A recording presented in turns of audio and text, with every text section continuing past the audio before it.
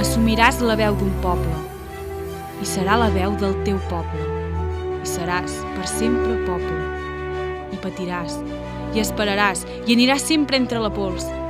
Et seguirà una polseguera i tindràs fam i tindràs set. No podràs escriure els poemes i callaràs tota la nit mentre dormen les teues gens. I tu sols estaràs despert. I tu estaràs despert per tots. No t'han parit per a dormir. Et pariren per a vetlar en la llarga nit del teu poble. Tu seràs la paraula viva i amarga. Ja no existiran les paraules, sinó l'home assumint la pena del seu poble. I és un silenci. Deixaràs de comptar les síl·labes, de fer-te el nus de la corbata. Seràs un poble, caminant entre una amarga polseguera, vida amunt i nacions amunt, una enaltida condició. No tot serà, però, silenci, car diràs la paraula justa, la diràs en el moment just.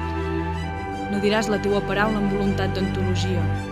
La diràs honestament, iradament, sense pensar en ninguna posteritat com no siga la del teu poble.